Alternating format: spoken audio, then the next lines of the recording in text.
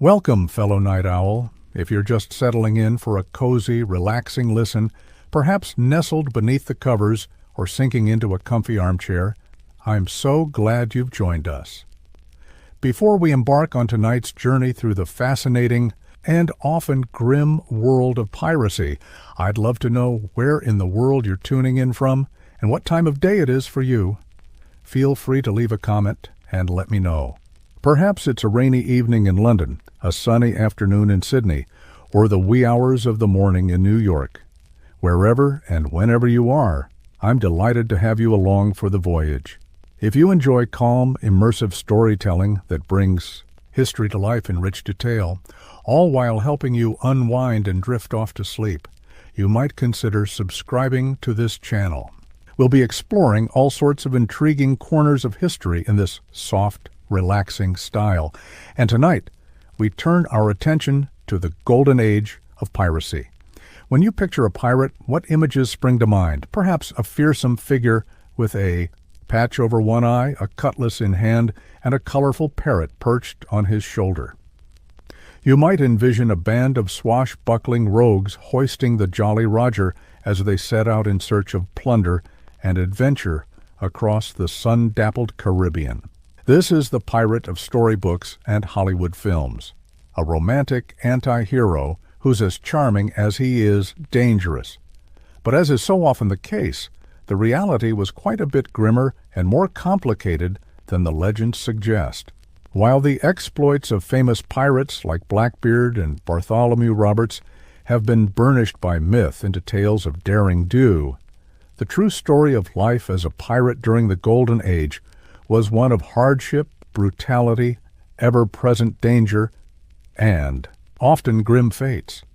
Tonight, we'll peer behind the curtain of pirate law to uncover what that life was really like for the men, and even a few women who sailed under the black flag. As you get settled in, let your mind begin to paint a vivid picture of the world we'll be exploring. The year is 1716, and the golden age of piracy is at its peak. Across the Caribbean, the Atlantic, and the Indian Ocean, pirate ships prowl the waves, scouring the horizon for their next prize. But even as their fearsome reputation strikes terror into merchant crews and passengers alike, the reality for those aboard the pirate vessels is far from the promise of riches and glory. Let's begin our tale with a young sailor named James. James is 19 years old, the son of a struggling English farmer. Desperate to escape poverty and lured by the promise of adventure, he signed on with a merchant ship bound for the West Indies. But life aboard the merchant vessel was almost as grim as the hard-scrabble existence he'd left behind. The work was ceaseless and backbreaking, the rations meager and often rotten. The ship's captain was a tyrant, doing out beatings for the smallest infractions. James found himself crammed into dark, filthy quarters with dozens of other miserable souls, constantly damp from the theater that sloshed beneath the decks, and sick from the stench of unwashed bodies and bilgeage water. It was a brutal existence, but at least it offered the faint promise of wages and a chance at a new life in the colonies. That is, until James's ship was intercepted by a Royal Navy frigate short on crew. Invoking the hated practice of impressment, the Navy captain forced James and a dozen of his crewmates into service, against their will. Now James found himself trapped in an even grimmer situation, forced to labor on a warship for pitiful wages, and subject to even harsher discipline. And dangers? He watched his fellow sailors succumb to scurvy dysentery and the lash, all while facing the constant perils of battle and storm. After months of this misery, half-starved and driven to the brink, James and a handful of his desperate comrades saw their chance. Their ship had just taken a fat Spanish prize laden with treasure, and the captain had let discipline slack for a few precious hours of celebration. In the dark of night, James and his fellow mutineers slipped into the captain's cabin. A few moments of silent, bloody work later, they had control of the ship. And just like that, they ceased to be miserable Navy conscripts and became something else entirely. Pirates. As you begin to drift off, let your imagination linger on this moment. James standing on the blood-slicked deck of his newly captured ship.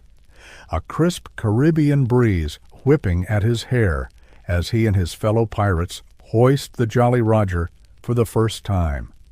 The grim realities of the pirate life are still ahead of him.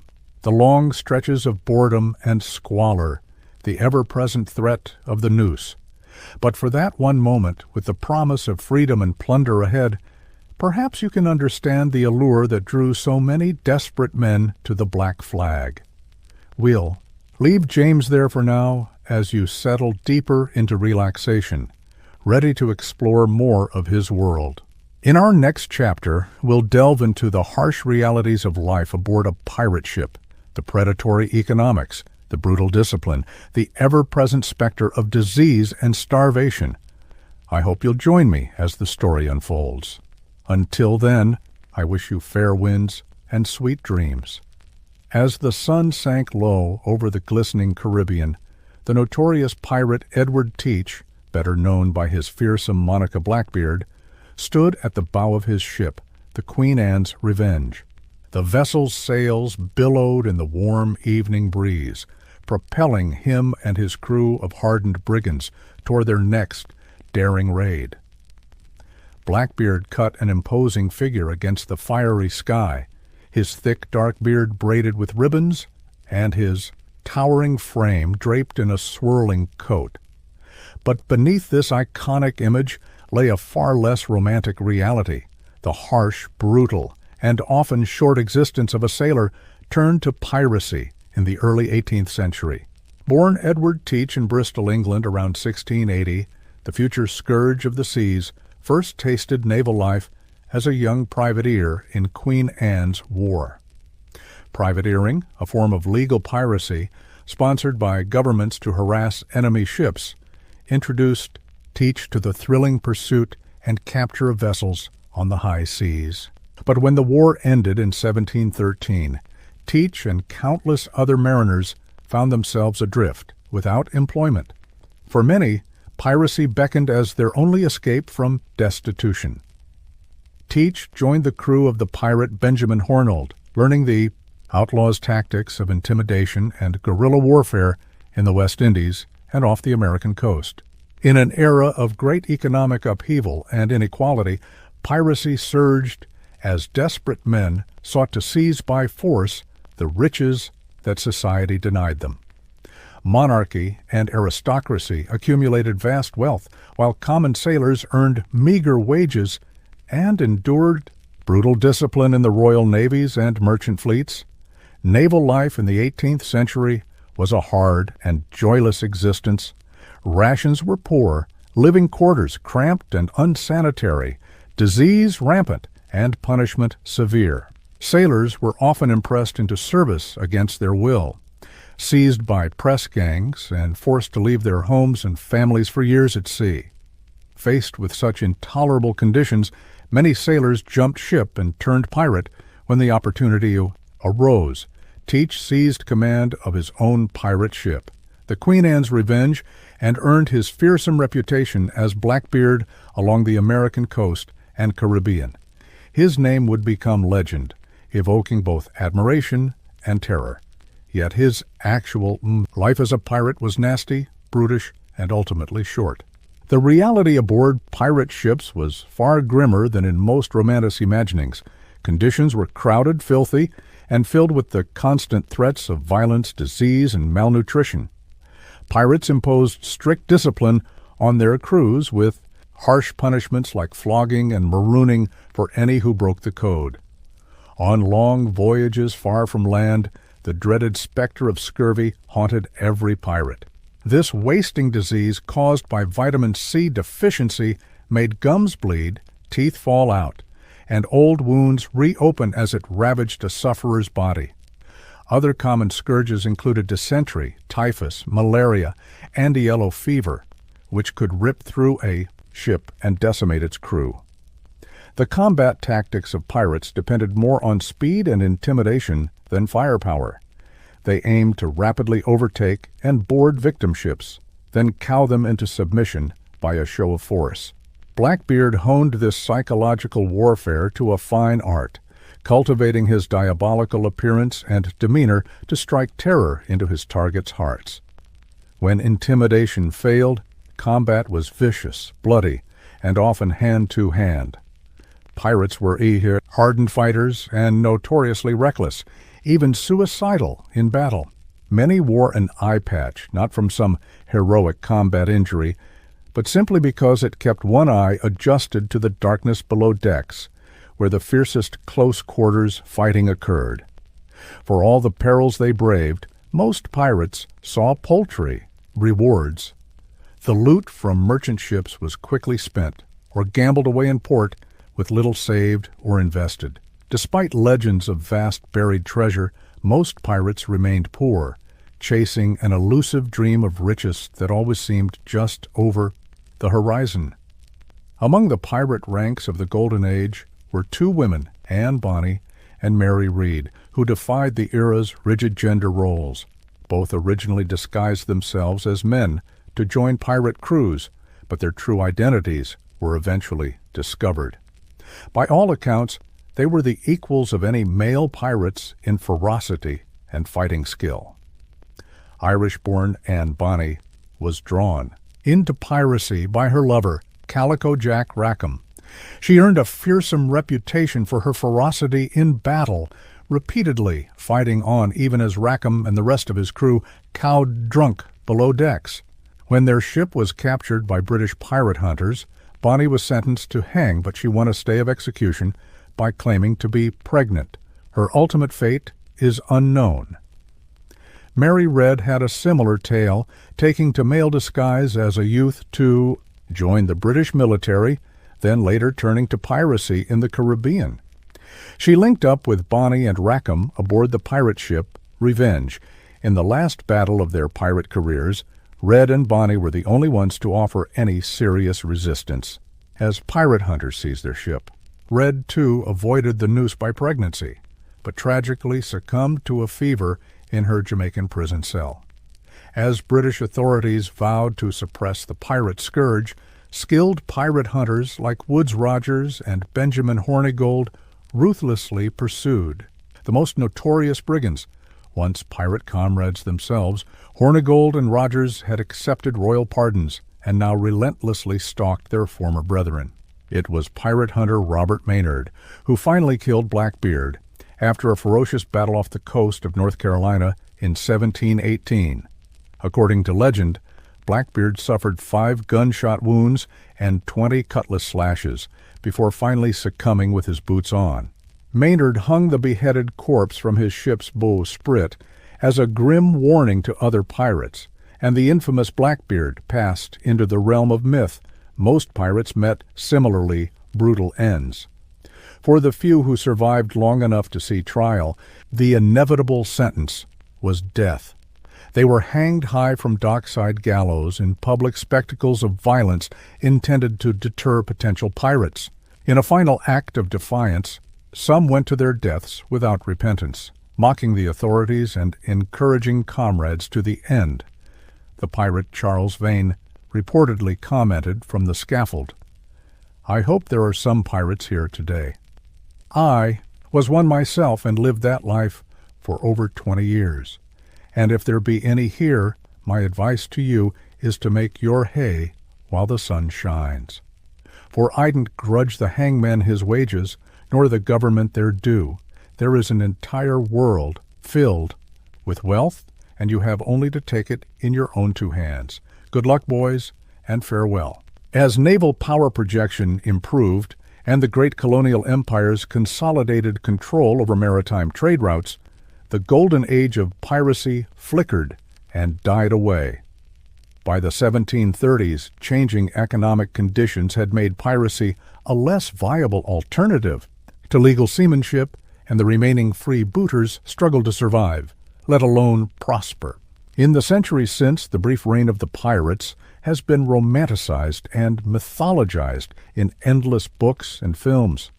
The real pirates, those desperate men driven to crime and insurrection against a harsh world order, have largely been forgotten, their sufferings and sacrifices obscured behind a veil of dashing legends. The true face of piracy was a life of brutality, privation, and grim fatalism. In the struggle to survive, pirates embraced lives of crime and violence, not as romantic heroes, but as outcasts and renegades. They raged against their civilization's hypocrisies and iniquities, but their resistance was ultimately futile and self-destructive.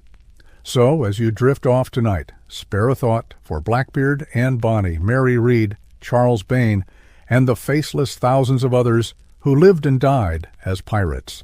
Remember them not as the caricatures of popular culture, but as they truly were, defiant and doomed rebels, clinging to the margins of a cruel world. The last glimmering of that lost age fades into the gathering dusk as sleep's tides carry you to morning shores. 11. The Pirate's Legacy. As the golden age of piracy faded into history, the real pirates who terrorized the seas would soon be eclipsed by the myth of the pirate that began to take hold in the popular imagination.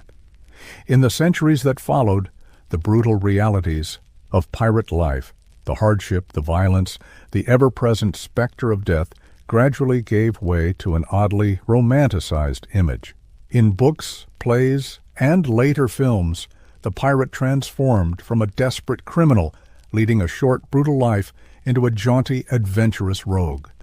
The tattered, filthy clothes became flamboyant costumes. The pirate's grim struggle for survival.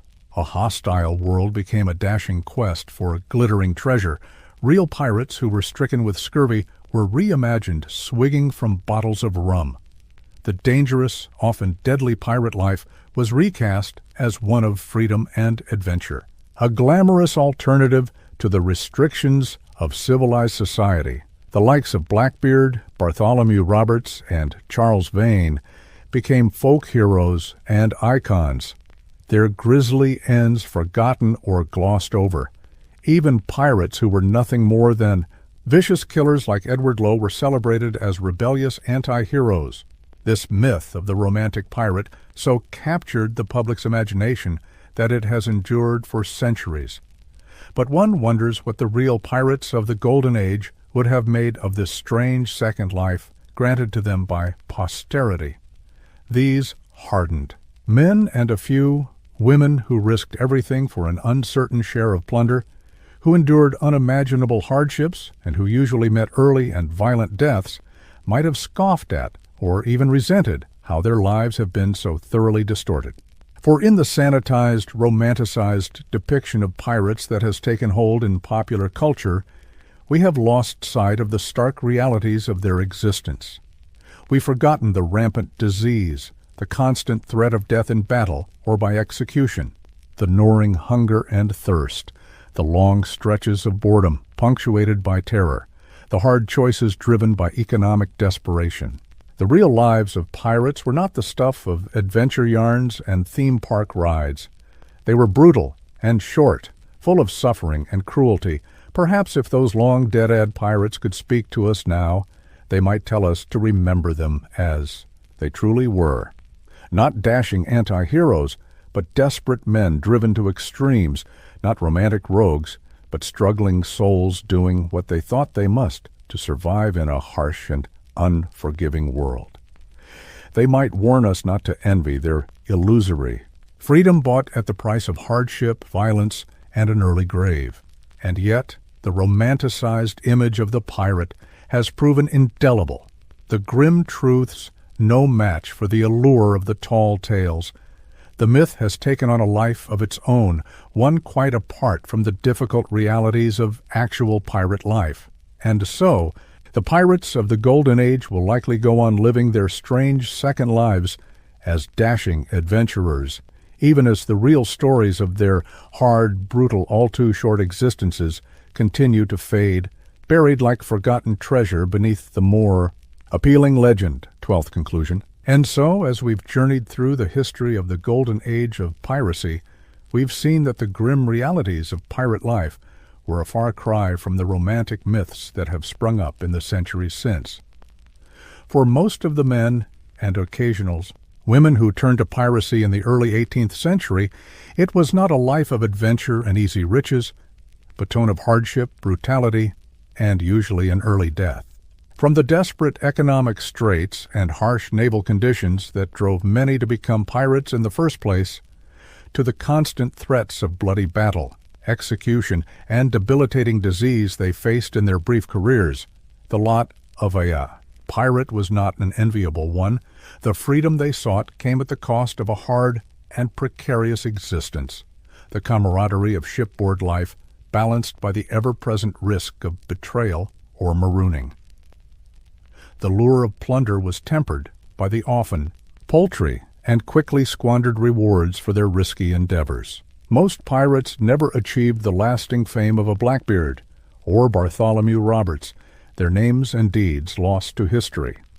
Many met their ends on the gallows, their bodies displayed as a grim warning to others who might be tempted to the pirating life. Still more succumbed to the scourges of injury, disease, and malnutrition that were rampant in the squalid conditions aboard pirate vessels. Vanishingly few lived to see old age or enjoy their ill-gotten gains. Yet, despite these hard truths, the myth of the pirate as a dashing rogue, a rebellious anti-hero, has proven enduringly appealing.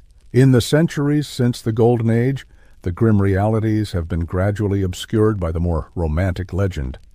The pirate of fiction and film is a jaunty adventurer, not a desperate criminal. His life is one of freedom and excitement, not hardship and brutality. Perhaps this romanticized image has endured because in our modern lives of comfort and security, we find something alluring about the idea of the pirate as a bold rebel, defying the strictures of society for a life of adventure. Or maybe the grim realities of pirate life are simply too uncomfortable, too at odds with what we want to believe, and so we choose to embrace the myth instead. But as we drift off to sleep, let us spare a thought for the real pirates of this Golden Age, not the romanticized figures of legend, but the flesh and blood men and women who struggled and suffered, who risked all for uncertain rewards in a harsh and unforgiving world.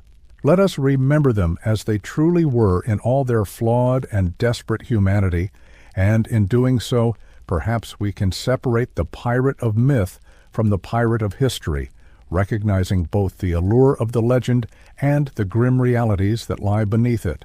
For in understanding the true stories of these long-ago outlaws, we may gain a new appreciation for the often difficult choices and harsh realities faced by those who lived on the margins of society, whether in the 18th century or today.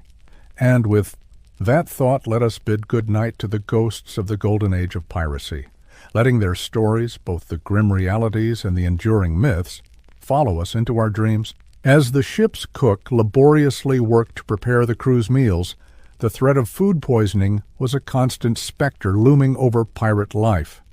With limited means of preserving meats and produce, spoilage was an ever-present danger. Tainted rations could quickly sicken the entire crew, leaving them vulnerable to disease and unable to man the ship effectively. The cook had to make do with whatever provisions were on hand, often turning old scraps and questionable ingredients into barely palatable slop. Weevil-infested hardack, rancid salted pork, and stale biscuits were typical fare. Scurvy-preventing. Rations like sauerkraut and lemons were prized commodities, jealously guarded and rationed. Fresh water was equally precious and precarious aboard a pirate ship. Casks of drinking water could easily be tainted by algae, insects, or worse. Crews lived in constant fear of the water running out during long sea voyages. Stagnant contaminated, water-bred dysentery, typhoid, and other waterborne diseases that could ravage a ship. Malnutrition and vitamin deficiencies were rampant among pirate crews living on such monotonous and often spoiled rations for months at sea. Scurvy was by far the most feared and deadly of these scourges. This wasting disease caused by lack of vitamin C led to swollen bleeding gums, loss of teeth, fatigue, and reopening of old wounds. In its advanced stages, Scurvy was a slow, gruesome death sentence. In the early 1700s, a pirate named John Easton recorded a particularly harrowing encounter with this dread affliction. Easton's crew was 3 months into a voyage across the Atlantic. With supplies of fruit and vegetables long since exhausted, the men were subsisting on little more than wormy grain, stale bread, and grog. Scurvy began to take hold, slowly crippling the crew. Easton describes one pirate, a seasoned buccaneer named Tom, deteriorating before his eyes. Once a robust, swaggering man, Tom grew listless and withdrawn as scurvy sapped his strength. His gums turned black and rotten with teeth falling out at an alarming rate. Foul-smelling sores opened on his skin, oozing blood and pus. Towards the end, Tom's joints seized up, leaving him immobile and raving with pain and fever. Most of Easton's crew succumbed to scurvy on that voyage, their bodies committed to the deep. It was a fate that struck fear into the heart of every pirate. Hrik Vanderken, a Dutch merchant sailor who turned to piracy, likened an outbreak of scurvy on board to a living death, with worm-ridden skeletons begging for the release of the grave. Such was the specter of disease and malnourishment that constantly stalked pirates on the high seas. Even when pirates were well-fed and free of scurvy and dysentery, they faced the risk of debilitating tropical illnesses. Voyages to the Caribbean and the coasts of Africa exposed them to yellow fever, malaria, and other endemic diseases for which they had no immunity or remedy. These illnesses could scythe through a ship's company like a hot knife through butter. In 1721, the crew of pirate captain Bartholomew Roberts raided shipping along the Guinea coast, also known as the White Man's Grave, for its fearsome disease environment. Within 2 months, more than half of Roberts's crew had succumbed to the bloody flux and malignant fever. John Atkins, a British Navy surgeon, examined the emaciated survivors. He described men raving with a pestilential delirium, with yellow visages and skin pricked by hemorrhages. Outbreaks of yellow fever, malaria, and other tropical diseases devastated pirate crews, leaving survivors too weak to even crew their ships. The pirate Woodes Rogers, who later turned pirate hunter, lost so many men to yellow fever while raiding the Brazilian coast that he had to temporarily abandon 2 of his prizes for lack of crew. Such was the ever-present scourge of disease inherent in the pirate life. Beyond the inescapable threats of malnutrition and illness, a pirate also had to contend with the constant danger of grievous injury in battle and shipboard life. Puncture wounds, gashes, lacerations, and blunt force trauma were par for the course in the heat of a naval engagement or a pirate boarding action. Even routine work aboard a ship carried serious risk in an era without safety precautions. Falls from the rigging, crush injuries from heavy equipment, and lacerations from frayed ropes and splintered wood were commonplace. A pirate who lost a finger, toe, or eye to such everyday hazards had little choice but to bind up the wound and soldier on. There was no respite for the injured or maimed in the pitiless world of piracy. Serious wounds and injuries often meant a slow, agonizing death sentence in the age of sail. With little understanding of infection or sterile practices, even minor wounds could quickly fester and turn gangrenous in the fetid, cramped, unsanitary conditions aboard a ship. Cauterization with boiling tar was a common field expedient to stem bleeding with agonizing results. Accounts of pirate surgeons using carpenter's saws to crudely amputate mangled limbs and digits without anesthesia or proper surgical tools paint a grisly picture of the realities of medical treatment at sea. Men lucky enough to survive such brutal ministrations often did not live long, soon being carried off by sepsis and secondary infections. The infamous pirate Edward Teach, better known as Blackbeard, bore numerous scars from such grievous wounds. His body was crisscrossed with the marks of blades, bullets, and even a pistol burst that blew off several of his fingers. Teach was said to keep the severed digits in a pouch, morbidly showing them off while drinking and carousing. For Blackbeard and his ilk, disfiguring wounds were the price of the pirate's life. But beyond the perils of combat, even the everyday labor of manning, a ship was fraught with the risk of disabling or fatal injury. Raising anchors, trimming sails, and hauling lines required long hours of backbreaking, dangerous work, often in harsh weather and high seas.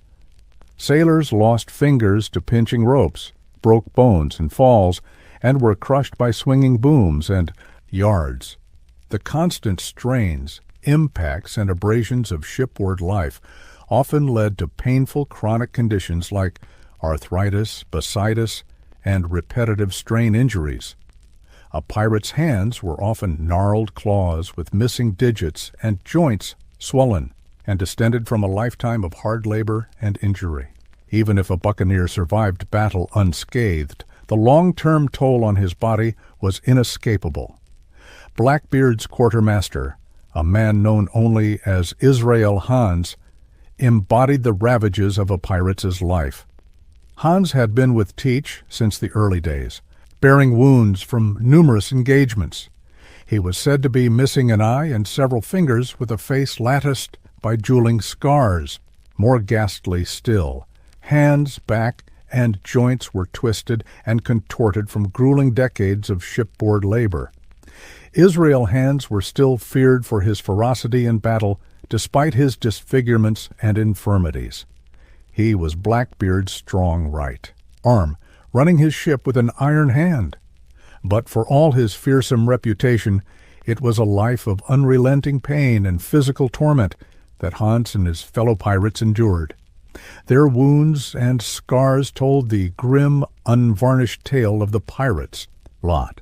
Pirate ships were dark, dank, and claustrophobic, permeated by a miasma of unwashed bodies, rancid bilgewater, and the ever-present stench of decay. Verminiki rats, fleas, and lice were inescapable, spreading pestilence and misery. Pirates scratched at weeping sores and pus-filled buboes, even as they fought desperate, blood-soaked battles, and drank themselves into stupor to forget their pain. The hell of a long sea voyage was compounded by the constant specter of violent death or maiming that hung over every pirate. A life of endless toil, privation, and squalor was more often than not cut short by a bloody end in battle on the gallows, or racked by agonizing disease. This was the grim reality concealed behind the romantic myths of piracy. Few accounts capture this awful truth more starkly than the last moments of the notorious pirate William Fly. Gibbeted in Boston Harbor in 1726 for leading a mutiny and turning to piracy, Fly presented a ghastly spectacle. Emaciated by jail fever, and with his body burdened with sores and scars, he seemed a walking corpse even before the hangman's noose snapped his neck. Yet Fly remained defiant to the end, refusing to repent for his crimes and calling out the injustices and abuses that drove starving men to piracy. His hollow eyes and wasted frame seemed almost a personification of the miseries and hardships of the pirate's life. A witness recalled Fly's lifeless, pox-ridden countenance as emblematic of the depravities and misfortunes to which they subject themselves who go a-pirating. William Fly's grisly fate and the awful condition of his broken body stand as a stark warning of the realities of pirate life beneath the romanticized facade. The true face of piracy was not the dashing swashbuckler or the merry rogue of legend, but a man like Fly, disease-ravaged, maimed by violence, driven to desperation and destruction by the hardships and cruelties of his lot. As we peer through the veil of piratical mythology, we glimpse the grim truth beneath. A life of squalor, hunger, disease, and ever-present danger, where even the bonds of loyalty and brotherhood among buccaneers were all too often poisoned. By suspicion, betrayal, and murderous violence, the lot of the pirate was a brutal and usually brief one, with few escaping a bloody end. Such was the cold reality of life under the Jolly Roger. The pirate's plunder, the lure of untold riches, golden doubloons, glittering jewels, majestic treasure, chests overflowing with booty. These are the romantic images that have long captured our imaginations when we think of pirates. But the reality, I'm afraid, was usually far less glamorous or rewarding for the sea robbers of the Golden Age. Contrary to the fanciful buried treasure of storybooks, the average pirate's plunder was often meager, unpredictable, and far from secure. While Hollywood films depict pirates as living like kings off vast piles of gold, most struggled through long stretches of empty pockets and growling stomachs between scores. And those sporadic prizes they did manage to seize were usually quickly frittered away on rum and rivalry at the next port, rather than saved or buried. You see, the pirate's life was one of constant desperation, incessantly hunted by Navy ships, and with few friendly ports for refuge, they lived in perpetual danger and uncertainty. The only real security lay in their hidden island bases and the solidarity of their pirate brethren, and both demanded ample shares of whatever treasures were taken to maintain. Most plunder was thus quickly divided up, hurriedly spent in debauched spree ashore, gambled away or traded for needed food, repairs, and armaments before the long, hard month at sea began again. Buried treasure was scarce for practical reasons as well. Coins and jewels were easily divided, pocketed, and spent or traded rather than lugged around in heavy chests. Any cumbersome treasures like artwork or opulent clothing seized from ships would be fenced at the first opportunity. Why bury your valuables in remote islands when a pirate's life was so perilous and uncertain? Most buccaneers wanted their gold jangling in their pockets, not gathering dust in the ground. Of course, there were certainly scattered cases of pirates, seizing memorable large treasure scores like the famed exploits of Captain Kidd or Blackbeard, but these were very much the exceptions in the pirating life, not the norms. The promise of that one big haul was a fickle siren call that led many a hopeful pirate to a watery grave empty-handed. For most pirates, the plunder was merely a temporary reprieve from hardship and want, not a key to enduring riches. A successful raid might yield a few weeks or months of rum-soaked hedonism and the ability to replace tattered clothes or repair beaten ships, but the gold was always quick to drain away, leaving the buccaneer facing the same hard choices and brutal realities that drove him to piracy in the first place. It was a vicious, uncertain cycle with scant hope of escape. There's a true story that poignantly illustrates the fleeting nature of pirate treasure. In 1720, the pirate captain Christopher Condant captured an Arabian ship laden with gold, silver, jewels, and other precious cargo. A haul valued at over $150,000, one of the largest pirate scores ever. But just 3 years later, Condant had lost it all, every coin squandered on wine, women, and gambling.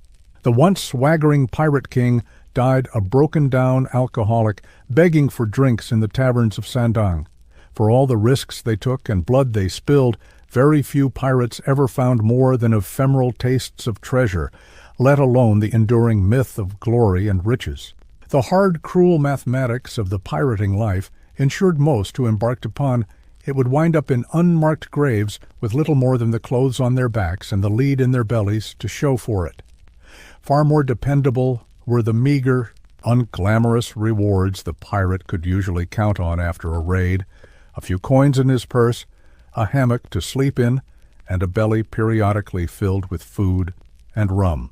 Not quite the mountains of glittering gold loons the storybooks would have us imagine, but then so little about real pirates, short, brutal lives aligned with the romantic myths that would loftily paint them in following centuries.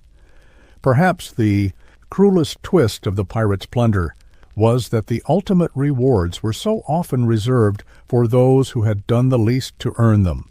Pirate captains, far from the daring swordsmen leading every charge in movies, often lurked in the rear to preserve their lives and command. Yet they were entitled to double the shares of an ordinary crewman who risked life and limb on the front lines of every raid.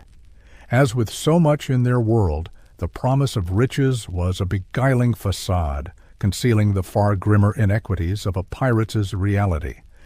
Still, the feverish draw of treasure was undeniably one of the foremost lures into the pirating life for many desperate sailors and adventurers. Spellbound by rumors of gold-laden galleons and glittering pirate hordes, they let the dream of a quick fortune blind them to the deadly realities that would likely greet them. Even if the average buccaneer never saw a fraction of the riches, he imagined the intoxicating thought that the next prize over the horizon just might change his fortunes forever was a powerful opiate indeed. As you drift off tonight, let those romantic images of pirates, gold and jewels, dance in your head a while. The dazzling bless and chests spilling over with glittering plunder. Just remember that for the real pirates of the Golden Age, those visions were but wisps of fantasy, glimpsed between long bouts of hardship, tedium, and brutality as their short, hard lives wore away on the sea. The treasure was always just one more illusory figment of the enduring pirate myth, flitting like a tantalizing mirage over far grimmer realities. So, while buried treasure makes for delightful storybook fare, I'm afraid the average sea-going pirate found little more than pockets of desperation and a few doubloons to dull his miseries in his short, uncertain life upon the waves. Reality, as is so often the case, tended to be far less kind or romantic than the gilded legends we so love to spin. As the sun sank slowly beneath the waves, the pirate ship bobbed gently on the darkening sea. The crew had finished another long day of backbreaking labor, hoisting sails, scrubbing decks, and manning the BGE pumps to keep the leaky vessel afloat. As dusk fell, the lucky ones not on night watch descended wearily into the cramped, reeking darkness of the gun deck to grab a few precious hours of sleep in swaying hammocks. There was no privacy aboard a pirate ship. The crew lived crushed together like rats in a barrel. The gun deck was a long, narrow space, just 5 ft high, running the length of the ship. Dozens of unwashed, hard-bitten men slung their hammocks wherever they could find room amidst the hulking shapes of cannons. The air was thick with the stench of sweat, tar, tobacco smoke, and the sickly sweet reek of rock-gut rum. There was barely room to sit up in your hammock without your head brushing the begrimed beams above. Here the pirates were pack-cheek by jowl, with no escape from the coughs, curses, and drunken mutterings of their fellows. Sleep came uneasily, if at all, as the ship creaked and groaned, rolling in the unceasing swell of the sea. Rats skewered in the shadows, scavenging for crumbs. Clouds of fleas and lice tormented the sleepers, leaving them poxed with itching bites that became festering sores in the humid filth. It was a relief to escape the fated, suffocating warren of the gun deck, even for a shift of exhausting labor in the salt spray and scorching sun above. Such was the lot of the common seaman aboard a pirate ship in the early 18th century, the twilight years of the golden age of piracy. It was a hard, joyless existence, a life of grinding toil, wretched deprivation, and constant peril. Miles removed from the fanciful romance of adventure novels and Hollywood films, most who turned pirate were refugees from even worse abuse and exploitation aboard naval and merchant vessels. The golden promise of piracy, a life of freedom, plenty, and easy. Riches was rarely more than a cruel mirage. The pirate's life was typically nasty, brutish, and short.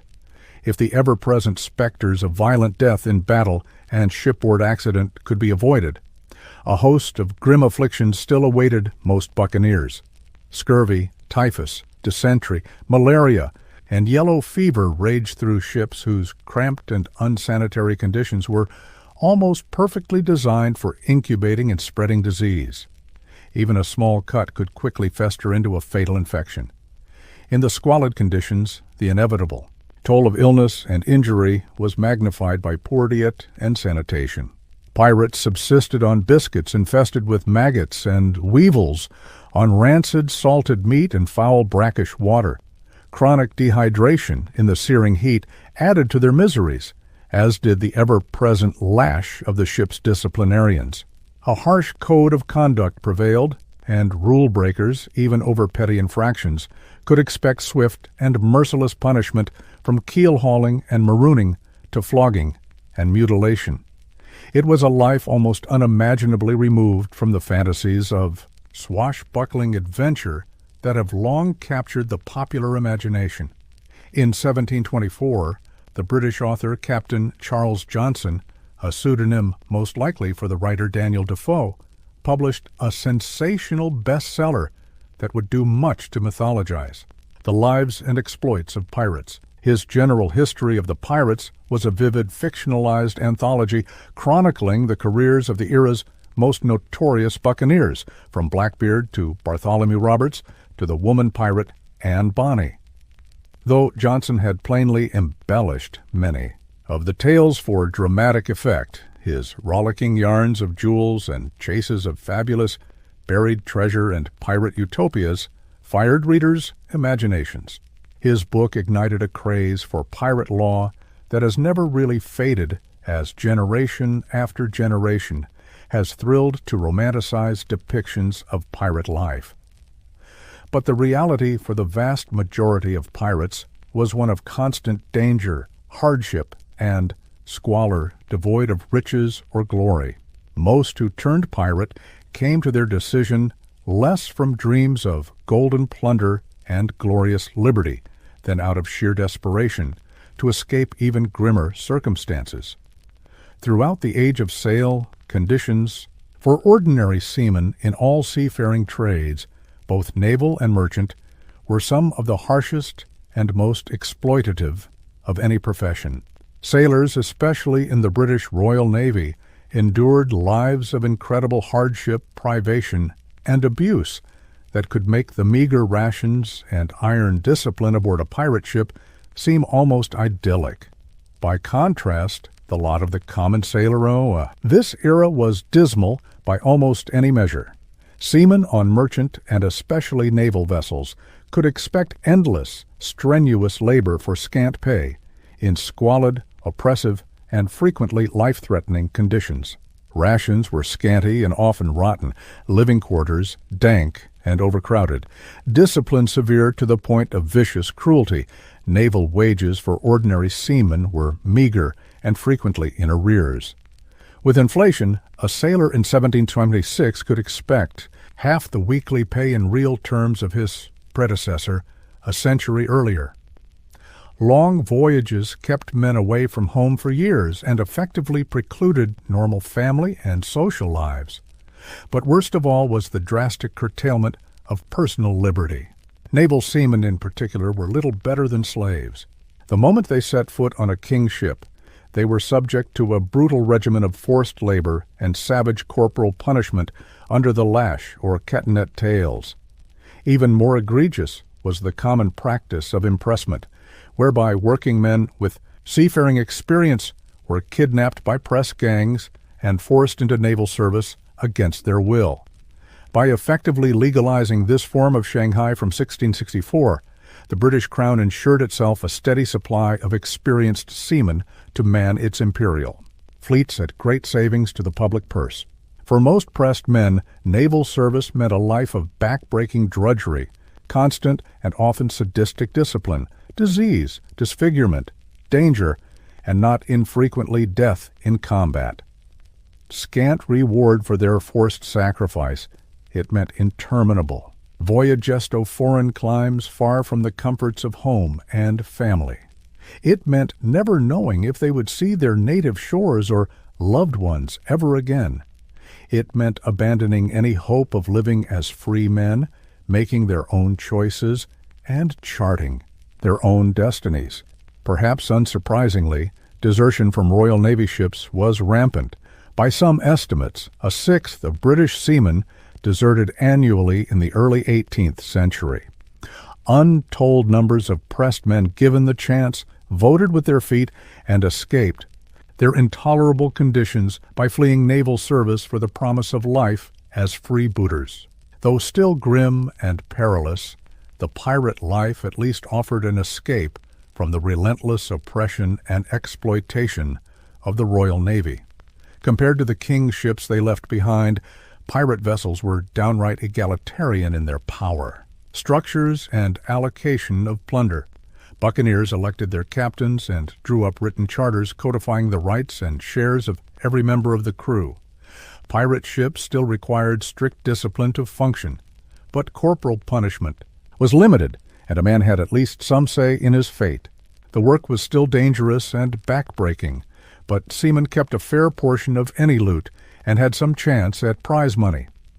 Most of all, a kind of freedom and rough democracy prevailed amongst pirate crews that was found nowhere else in the rigidly hierarchical and authoritarian world of the 18th century. On land or at sea, every buccaneer had a voice and a vote in shipward affairs.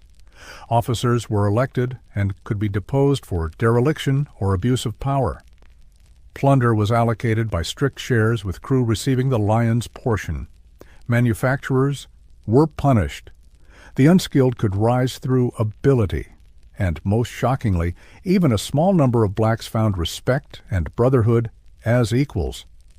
Pirates effectively formed floating proto-democracies with a degree of meritocracy, egalitarianism, and self-determination unparalleled elsewhere in the Atlantic world.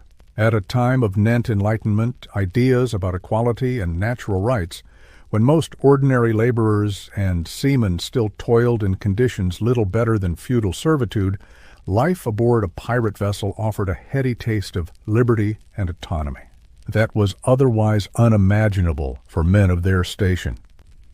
It's little wonder, then, that the choice between naval impressment and piracy was scarcely a choice at all for many seamen.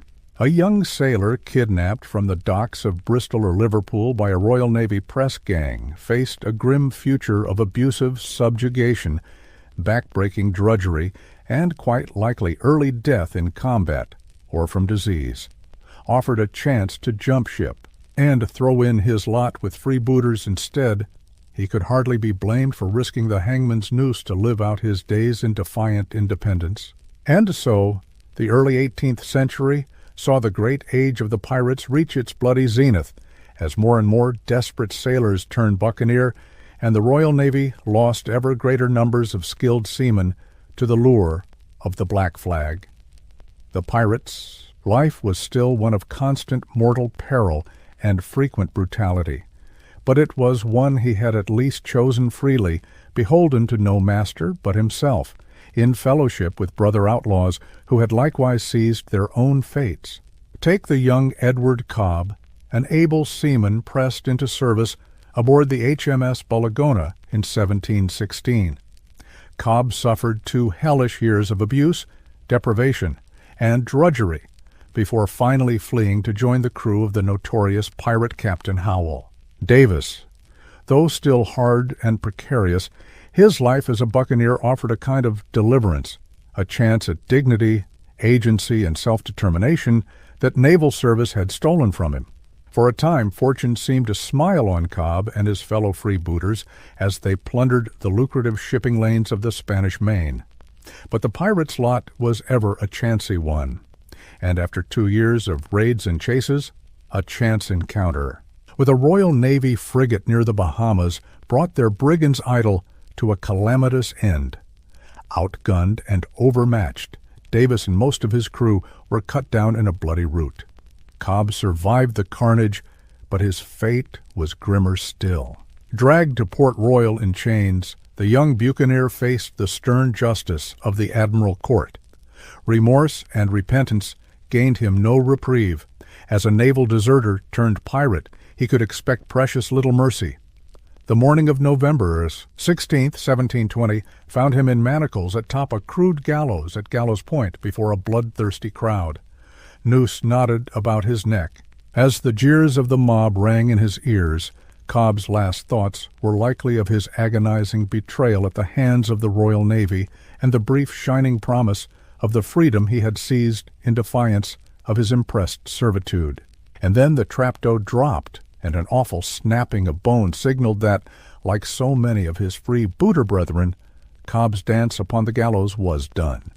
His body twisted slowly in the sea breeze, crows already gathering in the periphery.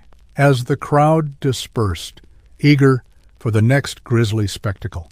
Thus passed Edward Cobb, buccaneer, by way of the marshal's dance, an end that awaited the luckless majority of those who embarked upon the sweet trade of piracy, for all the perils and hardships of their life. Remarkably, a few extraordinary women also made their mark as pirates during the Golden Age, most famously Anne Bonny and Mary Red. Unlike the crushing majority of female contemporaries, forever shackled to domestic drudgery, their fates circumscribed by the men who owned them as wives and daughters, Bonny and Red seized the freedom of the outlaw and lived large upon the high seas. Though they hailed from wildly desperate backgrounds, Bonny, a high-born, wild-tempered Irish beauty, Red a penniless English tomboy. The two women were kindred spirits driven to piracy by rebellion against the soul-crushing futures that limited their sex. Bonny fled scandal and an arranged marriage to elope with the penial sailor Jack Rackham. Red bound her breasts, took a male name, and sought her fortune as a soldier, then as a buccaneer. Together they forged a defiant sisterhood, fighting and carousing alongside the men, asking and giving no quarter in combat. For a few short years, Bonny and Red lived with a brash, dizzying freedom that was otherwise unthinkable for women in the 18th century. But their idyll proved tragically brief, undone, ironically, by the very womanhood whose shackles they had so boldly thrown off. Captured at last after a ferocious battle off Jamaica and unmasked as women, they found their sex afforded them no path to clemency. Rackham and the rest of the crew faced summary hanging, while Bonny and Reed were condemned to await trial and near certain execution in the fated squalor of a Jamaican prison. Bonny and Reed never faced that final dance at Gallows Point. Both escaped the noose by pleading the belly, the legal reprieve afforded to pregnant women. Reed succumbed to jail fever, and her child was stillborn.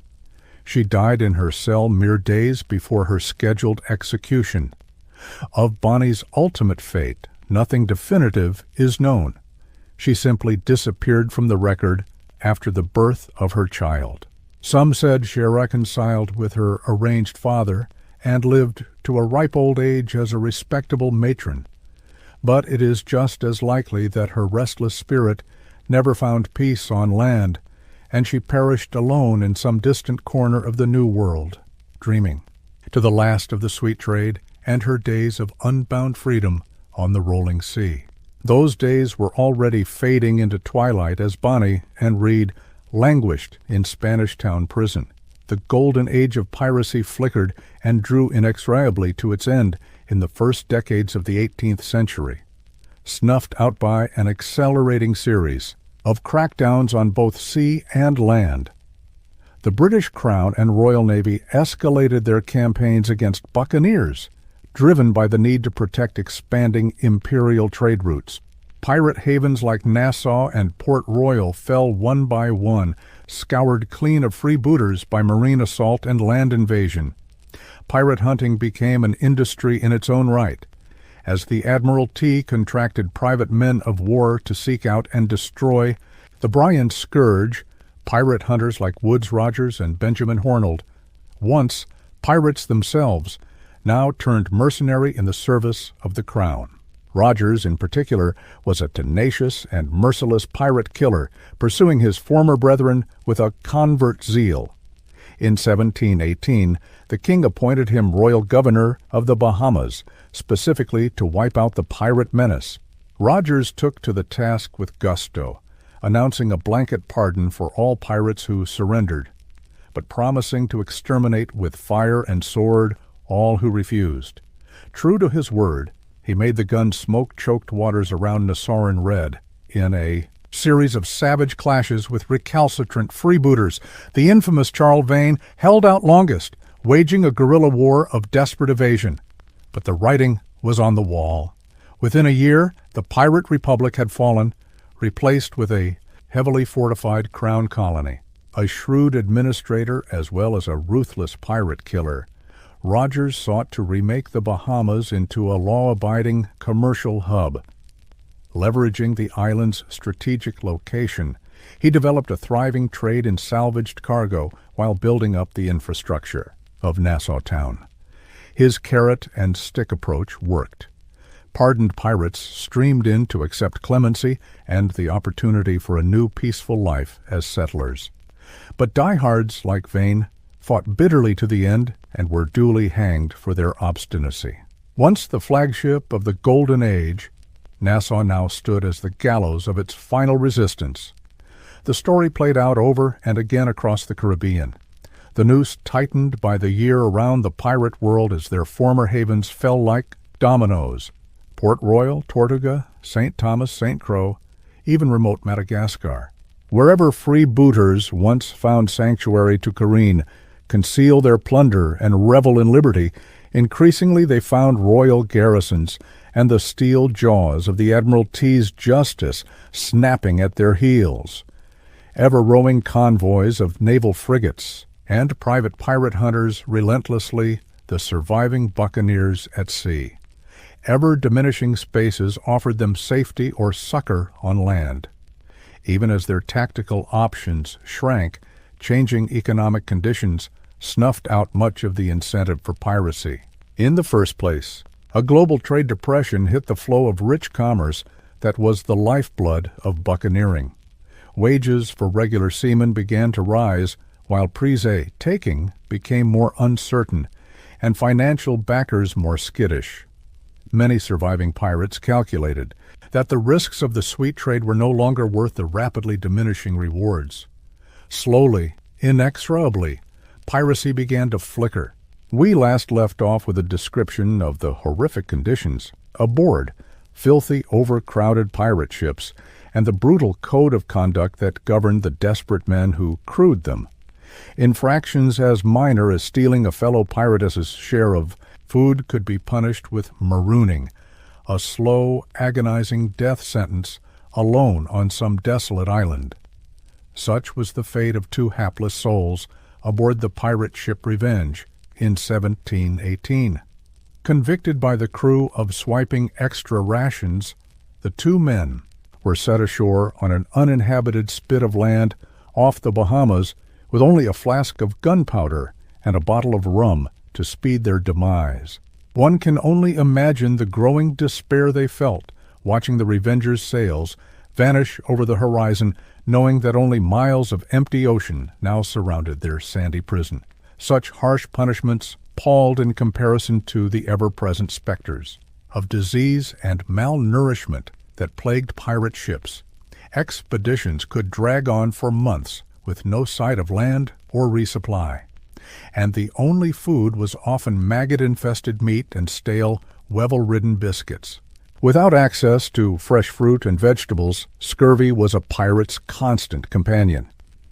The accounts of pirate surgeon John Cranky vividly capture the suffering this vitamin deficiency inflicted.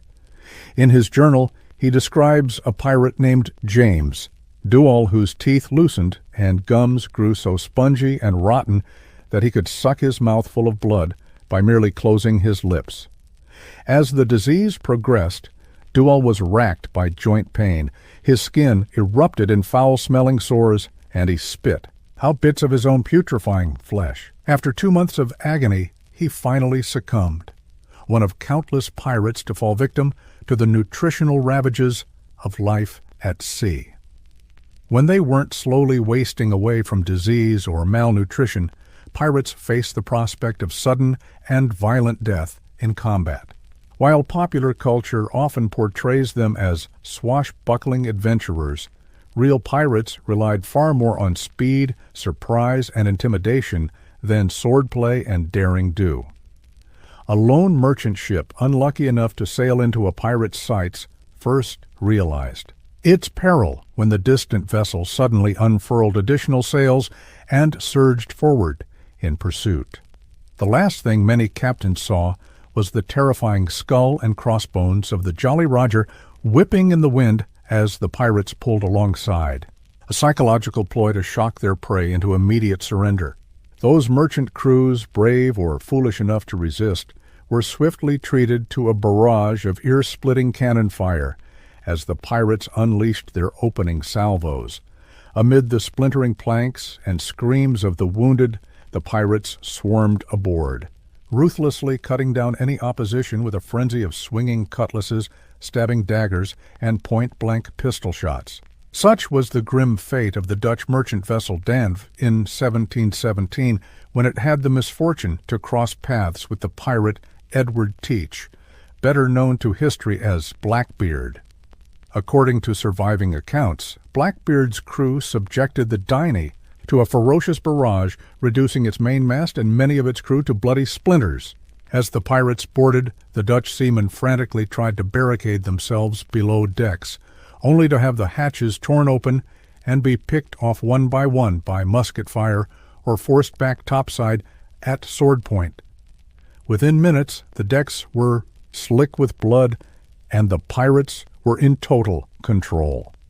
Blackbeard, a towering figure with a wild black beard braided with ribbons, strode through the carnage with a necklace of his victim's ears bouncing against his chest.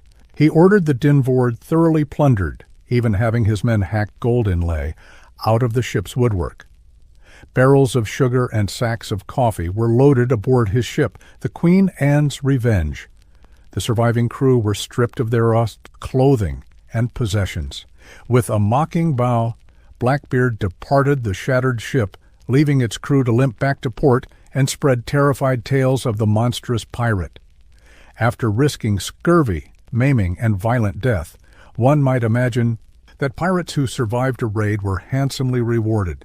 The promise of treasure was certainly alluring to desperate men, but the reality was often far less glamorous than the fables of buried chests groaning with gold doubloons and glittering jewels. Most of a pirate's plunder consisted of the everyday, trade goods filling merchant ships, bolts of cloth, barrels of flour, sacks of tobacco, things that could be sold in port for a modest profit, but hardly made one rich overnight. Spanish treasure galleons made irresistible targets, but were relatively rare and zealously guarded by warships. What profit pirates did make was divided according to a fiercely egalitarian code. A share was even apportioned for the ship's fund, to compensate crew who lost limbs in battle. The lion's portion went not to the captain, but to the crew, with even the lowliest seamen guaranteed their cut. This was one reason for the brutal discipline aboard pirate ships, as each man jealously watched his fellows for any whiff of unfairness that might cheat him of his rightful due. When shares were handed out, pirates tended to quickly drink, gamble, and away their earnings in the nearest port in a riotous bananile of vice and excess. For most pirates, the promise of wealth was an elusive siren song that drove them to ever greater risks and depravity, yet remained always just out of reach. They chased a fantasy of riches and freedom, even as the grim realities of shipboard life slowly dragged them closer to a watery grave or the hangman's noose. Yet not all souls. Aboard pirate ships were desperate men driven to crime. A handful of women carved out a place in this brutal world, disguising themselves as men to seek out the promise of adventure and autonomy, denied their gender on land. Two rose to infamy and came to haunt the seas in the early 1700s. Their names were Anne Bonny and Mary Red. Both had grown up on the margins of society, finding their way into piracy by circuitous paths. Bonny was the headstrong, flame-haired daughter of an Irish lawyer. Disowned by her family for marrying a penniless sailor, she later abandoned her husband to take up with the charismatic pirate captain John Calico, Jack Rackham. Red had a stranger path. Still raised as a boy by her widowed mother to gain access to inheritance money, she lived most of her life with her true sex concealed. She found work as a sailor and later a soldier, fighting in European wars before jumping to the West Indies and piracy. According to pirate law, Bonny and Reed met by chance. Bonny, already serving aboard Rackham's ship, took a liking to the handsome young pirate who just joined the crew, only to discover he was a woman in disguise, just like herself. The two became fast friends, and perhaps more. Some tales whisper of a scandalous secret romance. What's undisputed is that Bonny and Red quickly forged a fearsome reputation as two of the toughest, most ruthless pirates in Rackham's crew. During the heat of battle and the chaos of boarding, their male disguises slipped, and their identities were revealed to all. Yet their ferocity and skill at arms only burnished their notoriety. In one famous incident, Rackham and most of the male crew fled below decks during a battle with a Jamaican patrol boat, leaving Bonny and Red alone to fight on. As the male pirates cowered, the two women rained curses, insults, and even volleys of gunfire down the hatches, exhorting their crewmates to grow some spine and get back up to the battle. Their meteoric pirate careers came to an abrupt end when Rackham's ship was cornered by pirate hunters in 1720. The crew was too busy swilling rum to put up much resistance. Only Bonny and Reed fought like furies against the boarding party until finally subdued. All were hauled off to Jamaica to stand trial. Rackham and the other men were quickly convicted and hanged. Bonny and Red escaped the noose by pleading their bellies, revealing they were both pregnant.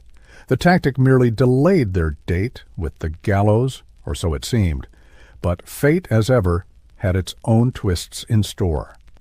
Red succumbed to a fever mere days before her scheduled execution. Bonny languished in prison longer, spitting curses at visitors and even her own doomed lover, Rackham. "Had you fought like a man," she allegedly sneered at him, "you need not have hanged like a dog." Then the records fall silent, and she simply vanishes from history, either perishing in squalor or somehow slipping the hangman's grasp to start life anew. Such were the larger-than-L life careers of Bonny and Red. Forged in a crucible of hardship, their brash exploits captivated the public of their time and ever since. They stood as symbols of women who refused to accept the downtrodden roles forced upon them by society, but instead carved their own path through a world of men with swagger, steel, and the occasional swig of rum. But whether man or woman, a pirate's life was usually as short and brutal as it was daring. Here's the next part of the script. The end of Thomas Anstis and his crew in the Caribbean was emblematic of the grim and often short lives of pirates in the Golden Age. In reality, the pirate life was nasty, brutish, and short. The average career of a pirate lasted little more than a year before meeting a violent end. Even the famous pirates, whose names still echo through the centuries, rarely survived more than 2 or 3 years of freebooting. Contrary to the romanticized Hollywood image of swashbuckling adventurers, most pirates lived on the razor's edge between feast and famine. A crew might pull off a rich score and live large in a friendly pirate port for a short spell, but their plunder would soon be frittered away on wine, women, gambling, and paying off debts. Before long, they'd be driven back out to sea, desperate for the next prize. Pirates were motivated less by get-rich dreams than the desire to escape the backbreaking drudgery of legitimate sailors' work.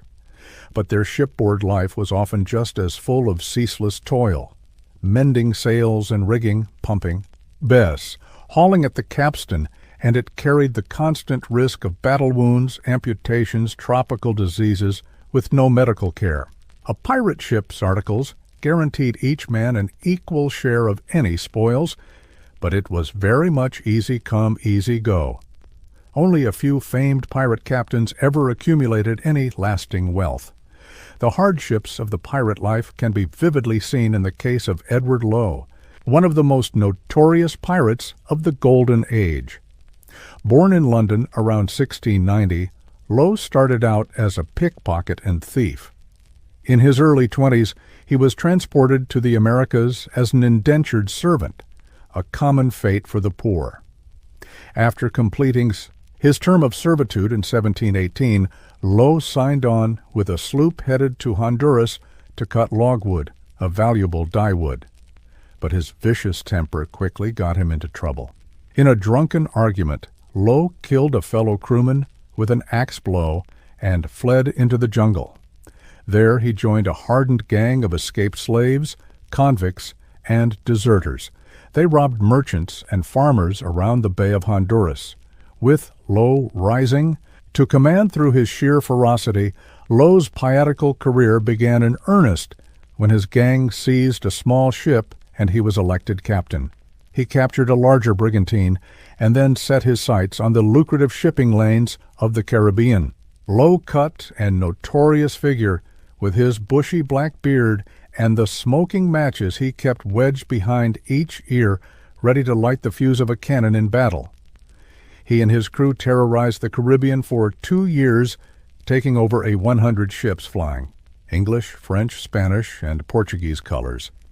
Lowe had a reputation as the most bloodthirsty pirate of his day. He was infamous for torturing prisoners, cutting off ears and noses, even roasting victims alive on his deck to make them reveal where valuables were hidden.